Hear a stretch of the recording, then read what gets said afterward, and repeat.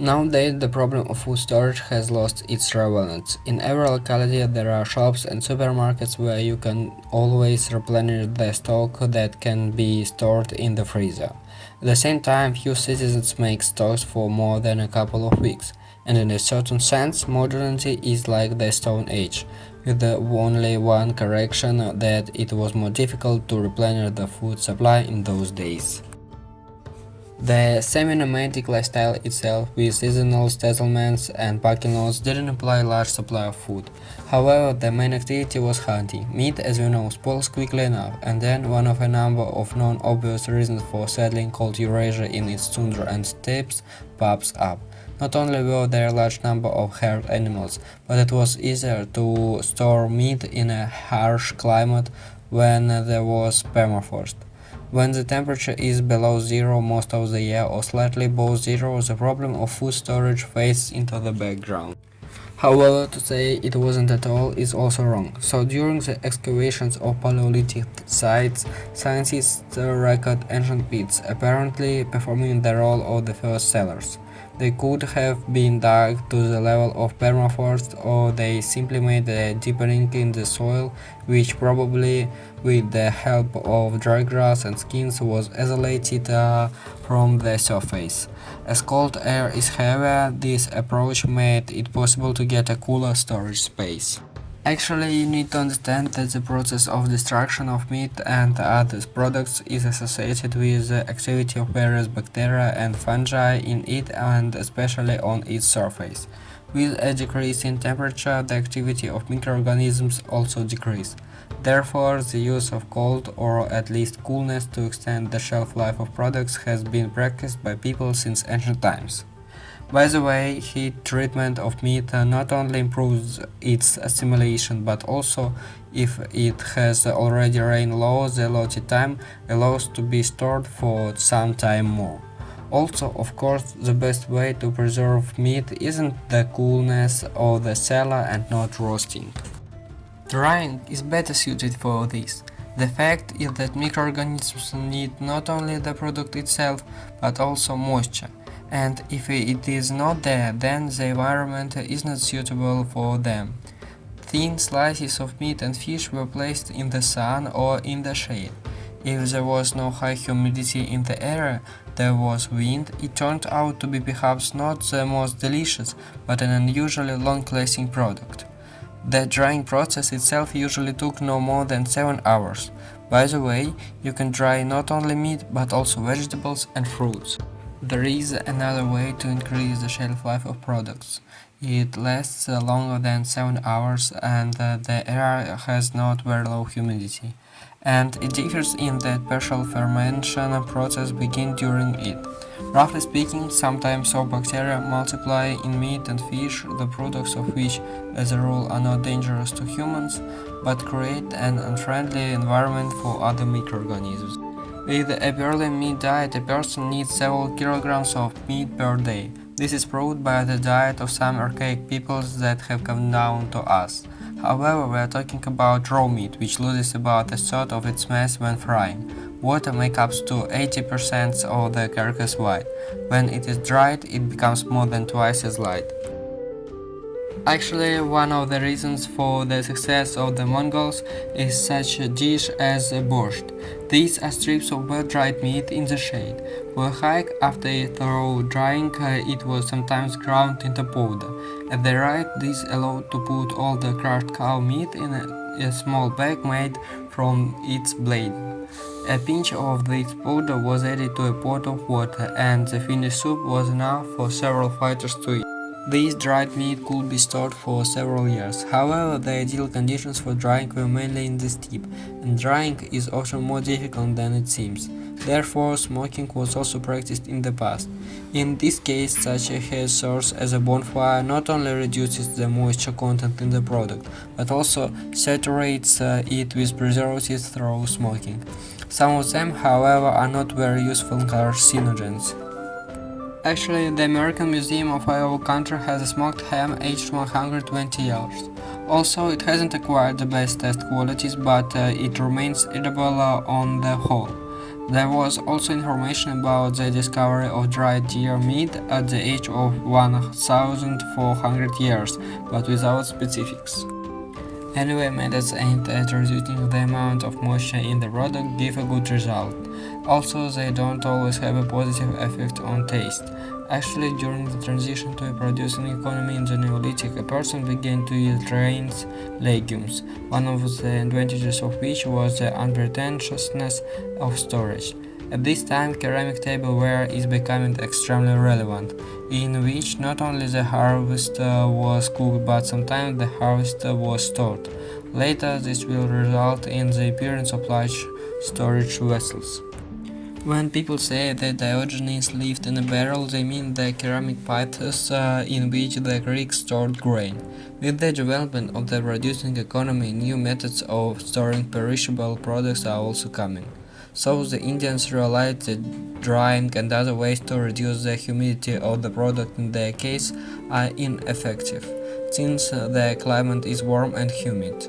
However, plants such as paper or turmeric contain substances capable of killing a wide range of microorganisms. Therefore, the practice of processing meat and fish with spices appears. The ancient civilization raised winemaking to a new level and was familiar with vinegar, which has disinfecting properties. Therefore, for example, for transporting meat, it could be wrapped in a cloth soaked in vinegar, which prolonged the safety of the product. Also, even earlier, at least 6,000 years ago, the first salt works appeared on the territory of modern Bulgaria. The easiest way to get salt was to evaporate sea-water. In the Stone Age, the human diet was mainly meat, and there was no need for salt. But with the transition to a plant-based diet, its deficiency occurs in the human body. Fluorine ions are an important element of gastric juice, and sodium is involved in the transmission of nerve impulses. Lack of salt led to general weakness. However, it turned out that it is safe for humans in small quantities, protects against severity of microorganisms. Almost since the Stone Age, the processing of animal products with salt could have been preceded by the practice of processing wood ash that has come down to us. The reason for this is the potassium oxides contained in the ash, which upon contact with the liquid medium turn into an alkali aggressive for microorganisms. Actually, salt has opened up the possibility not only to make dry salting by rubbing meat, but also to marinate. In this case, the liquid salt solution was usually supplemented with spices, sometimes vinegar was used together with salt. These methods also made it possible to improve the taste of meat, fish, or vegetables. There is an opinion that the first brine was simple sea water. Dry salted meat may well be stored for more than 6 months, but it needs to be soaked or boiled before use. Also worth mentioning is the fermentation method. As a vivid example, we can take sauerkraut. The essence of fermentation boils down to the fact that lactic acid bacteria live on the surface of cabbage, and if it is crushed, placed in water, this bacteria will begin to process sugar, releasing acids that give it special taste and prevent the development of other, less useful microorganisms. In Sweden, a pit about 9,000 years old with fish bones on which there are traces of acid has been discovered. This apparently is also evidence of fermentation. However, to be honest, I don't know how to make sure that only certain bacteria develop on fish or meat, the products of which are not harmful to humans. I didn't really delve into this topic. One of the problems of drying and fermentation is the change in the taste of the product when using salt and brine. To avoid this, people often try to simply isolate it from the environment. To do this, one or another product could be filled with olive or other vegetable oil, melted fat, and covered with honey. All this created a protective cocoon, prevented the ingress of the air and microorganisms. I will not say that this allowed the product to be stored for an unusually long time, but it still prolonged the shelf life. Where there were swamps, such as in Ireland or Scotland, some products were buried in peat. This acidic, oxygen-free environment prevents the development of microorganisms in swamps. Archaeologists, for example, find hundreds of pieces of butter that are thousands of years old, and it is supposedly even not theoretically edible. Of course, I wouldn't check it, but it's easier to save the oil by making it melted. After cooking, it can be stored for months without a refrigerator. Another way of storing milk was the production of hard cheese from it. However, the peasant whose basis of nutrition was plant food usually didn't need any methods beyond long-term storage. It was enough to protect cereals from moisture and mice. Vegetables and root crops were well stored in a cellar with a depth below the freezing level. Cattle for meat were usually slaughtered in the fall, and even then, sometimes a part was distributed to neighbors under the list, and those in turn, having slaughtered their animals, reimbursed the debt later. However, an interesting discovery was made back in Roman times. It turned out that if you bring ice from the river or mountains into the cellar in the spring, it will create a temperature below zero. In addition, since cold air is heavier than warm, it turns out a kind of peat filled with cold, which prevents the rapid melting of ice. As a result, the ice inside the cellar melts very slowly and can lie for months. And in more northern regions, for example in the middle zone, it could even lie until autumn. In ancient times, such cellars glaciers were the prerogative of the emperor. In particular, Nero supposedly had one. However, most of medieval Europe knew about this method after the journey of the merchant Marco Polo in China. It is difficult to say when the glacier appeared among the Eastern Slavs, but they were used until the end of the 20th century. Usually straw was placed in the pit, then ice and another layer of straw. They tried to isolate the glacier well from the surface and if possible built it in a shaded place. At the turn of the 19th and 20th centuries were also used railway wagons glaciers, in which perishable products were transported. During the Napoleonic Wars, to improve the supply of the French army, Nicolas Appert proposed to thermally process and seal hermetic jars, which was a pasteurization method used to these days. Back in the first half of the 19th century, there was an understanding of the steam compression refrigeration cycle, and the first experiments were carried out to obtain artificial ice. In 1899, Albert Marshall from Minnesota patented a home electric refrigerator.